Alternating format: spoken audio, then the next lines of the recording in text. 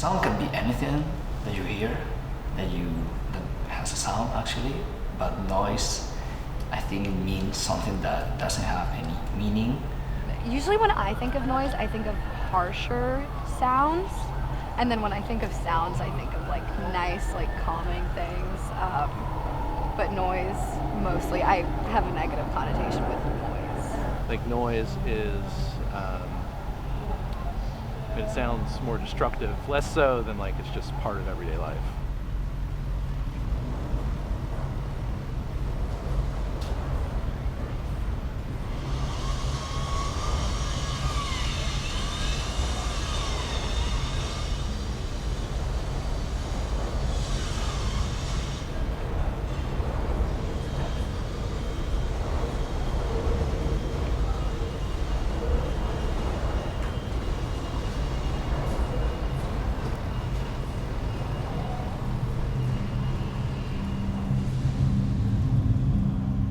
KIMA Group is a collaborative art collective which was founded in 2010 exactly for the purpose of creating collaborative projects on the intersection of science, technology, art.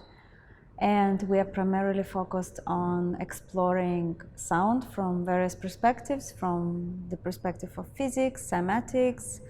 We are looking at how sound can be imagined in a visual way, in a tactile way, in a spatial way, in a also collaborative participatory way. And we are always working in between the sound and the visual field, so we're usually using real-time sounds and then transforming them into visual experience.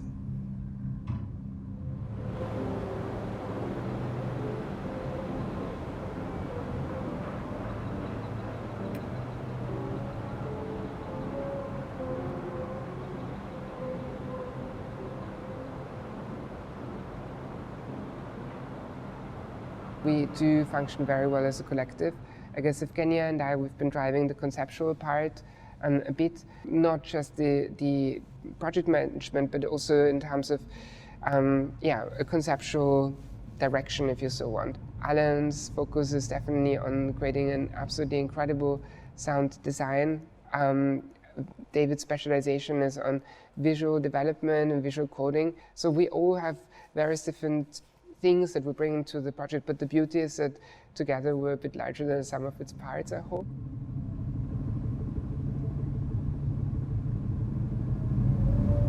Welcome to Tate Exchange. If you haven't been here before, this is a space where we think about art and society, how those two things might influence each other or, work in collaboration. And a lot of what we do here is really think about the art institution and our responsibility and our accountability to the neighbours who live nearby and how we can work more together in collaboration.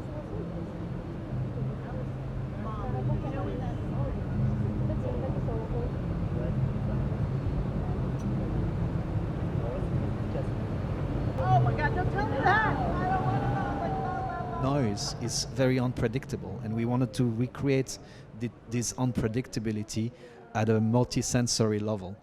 So the first stage, when you are on the screen and you can actually move the sound sources around and so on, is really the stage of awareness. You arrive in there, you become aware of your surroundings, and you start to understand in an intrinsic way, and that's also where the experimental bit comes in, because we haven't put any explanations. We want people to actually discover what's happening by themselves. To be like, okay, I'm aware that I'm surrounded by those sounds, and I take the time to listen to my environment.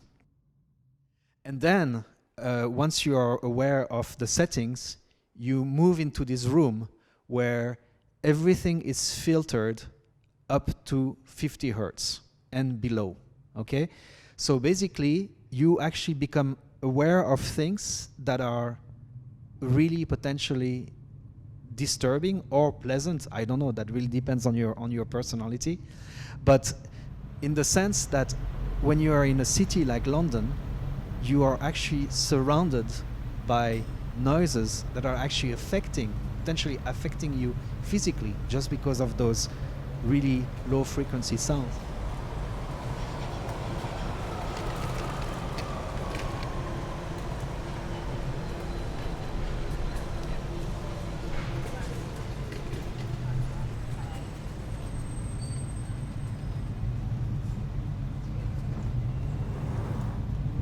And then the third stage of the installation is, through David's beautiful work, is to actually have a visualization of those sounds. So you have actually 4 streaming points, and you can see through those particles the diffusion of those sounds and also the buildings that are being affected.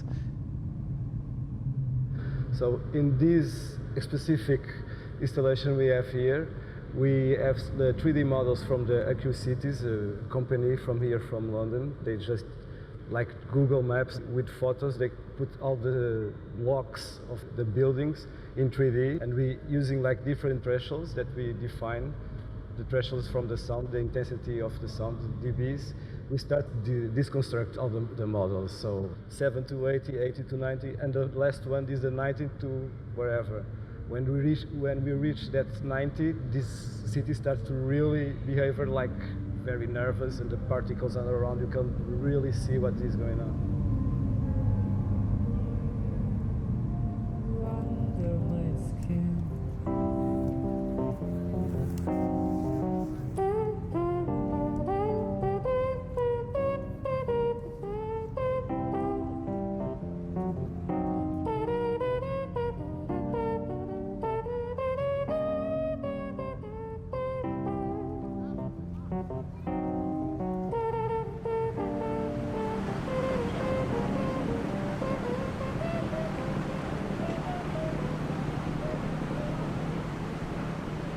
This is our second iteration. That's the beauty of being hosted in a place like Tate Exchange, is that it really allows us to do experimental work. And what we are expecting to learn from that is mostly, I would say, the reaction from people. So basically the people who come to this exhibition, they know this is about noise, and they know this is about noise pollution. But what will be really interesting is to see whether they consider noise pollution as being something positive or detrimental to their well-being.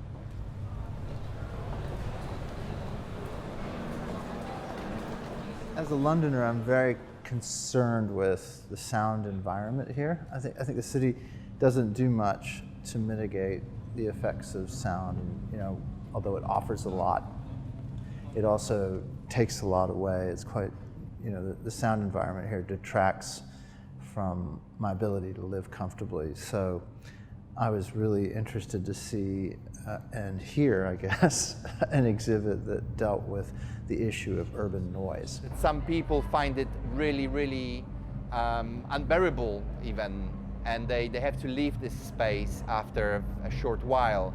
I'm on the other end of the spectrum, so I really enjoy what's happening here. It's really stimulating. I feel like urban noise is something that excites me, that is almost like adrenaline. It's a buzz that I feel I almost need to feel comfortable in a city.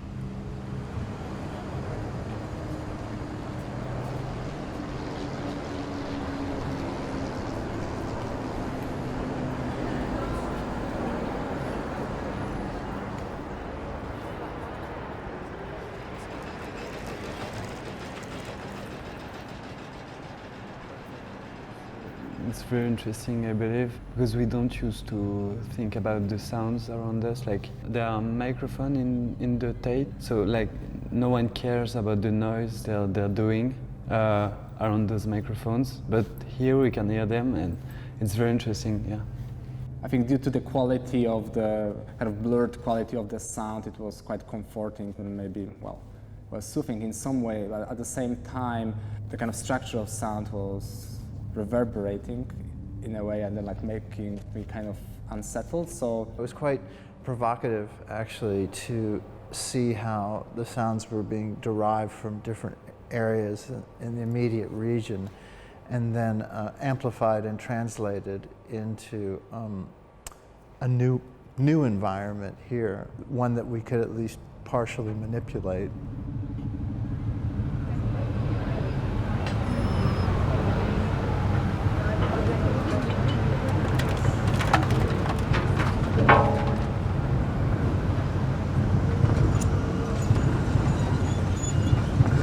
Here I feel intense, there's a lot of intensity. And I think most of the intensity comes from the fact that there's a continuous noise, and I often think I would like to escape and go somewhere in the forest and listen to the birds and be a bit more quiet. And this is my way of escaping noise.